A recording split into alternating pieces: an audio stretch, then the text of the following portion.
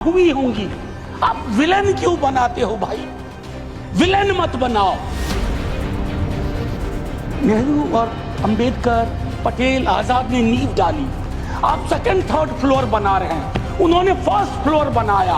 आप 5 फ्लोर और बनाइए, लेकिन नींव के बगैर फ्लोर किसी काम का नहीं। खालिद नाम है, जेल में रहोगे, सुनवाई नहीं होगी।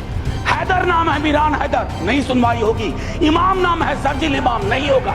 दोनों तरफ ऐसी बातें हो रही हैं, मेरी कमीज सफेद, तुम्हारी कमीज गदली। अरे साहब, संविधान की कमीज देख लो, वो गदला न हो।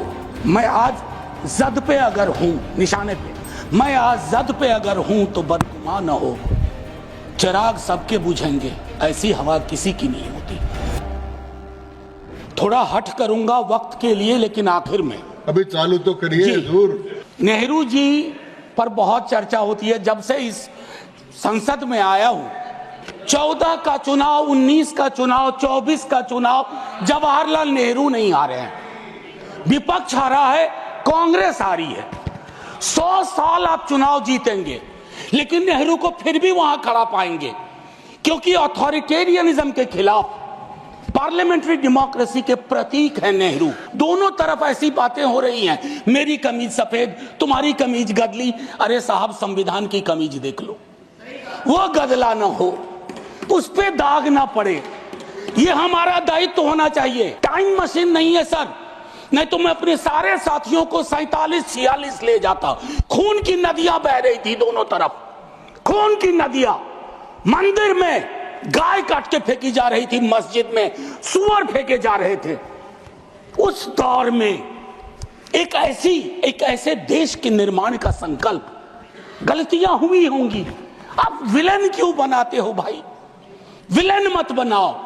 आपसे भी गलतियां होती हैं, हमसे हुई हैं।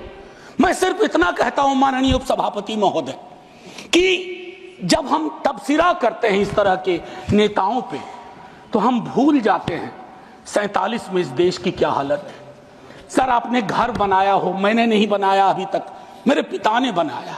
सर, ग्राउंड फ्लोर बनाने में सबसे ज्यादा मेहनत लगती है, नींव है वो। नेहरू और अंबेडकर, पटेल, आजाद ने नींव डाली। आप सेकंड थर्ड फ्लोर बना रहे हैं, उन्होंने फर्स्ट फ्लोर बनाया। आप 5 फ्लोर और बनाइए, लेकिन नींव के बगैर फ्लोर किसी काम का नहीं। ये याद रहना चाहिए। अब सर, मैं एक बात कहता हूं, आज जब मैं यहां बोल रहा हूं, इस देश के किसी न किसी कोने में सीवर से एक आध डेथ हो चुकी होगी। सीवर में उतर करके खुदाई चल रही है इस देश में, कई जगह खोदे जा रहे हैं। एक खुदाई हम सब सांसद मिलके करें। वो जो सेप्टिक टैंक और सीवर में उतर करके जहरीली गैस से मरने वाले लोग, ये कौन है? ये हम एक हैं तो सेफ हैं में नहीं आते।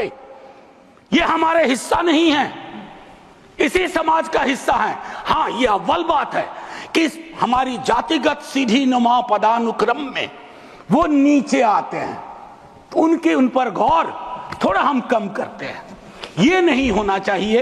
इस देश में नाम और सरनेम से भी चीजें तय होती हैं। खालिद नाम है, जेल में रहोगे, सुनवाई नहीं होगी। हैदर नाम है, मीरान हैदर, नहीं सुनवाई होगी।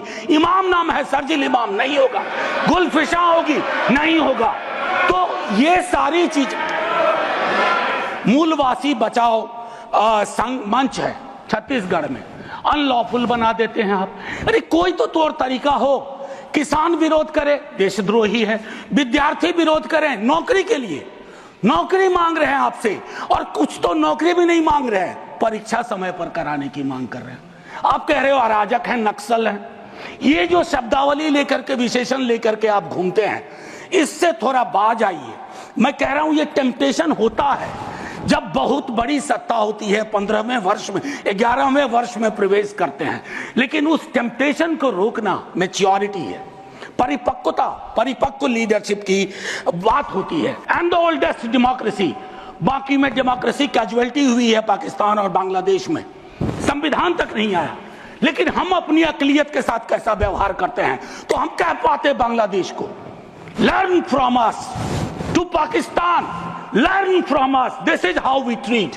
लेकिन हमारा रिपोर्ट कार्ड अगर उसमें कमियां रहती है, बाबा साहब भीमराव अंबेडकर के बचपने का एक छोटा किस्सा, क्लासरूम में बैठे हुए थे सबसे पीछे, शिक्षक ने कहा चूंकि मैथमेटिक्स में बहुत अच्छे थे, आओ इसको हल करो।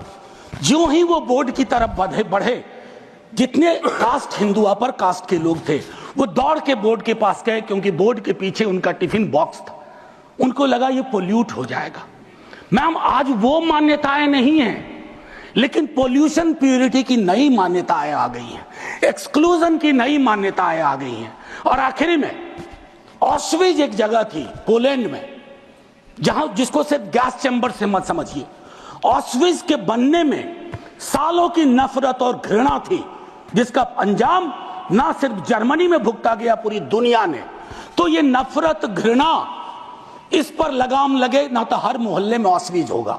और आखिर में मैम, मैं आज जद पे अगर हूं, निशाने पे, मैं आज जद पे अगर हूं तो बदगुमान न हो, चिराग सबके बुझेंगे, ऐसी हवा किसी की नहीं होती। शुक्रिया मैम, जय हिंद। देश विदेशातील प्रत्येक घडामोडींचे लाईव्ह अपडेट मिळवण्यासाठी आता साम टीव्हीच्या सर्व सोशल मीडिया प्लॅटफॉर्मला लाईक, फॉलो आणि सबस्क्राईब करा। तसंच सर्व नोटिफिकेशनसाठी बेल आयकॉन प्रेस करायला विसरू नका।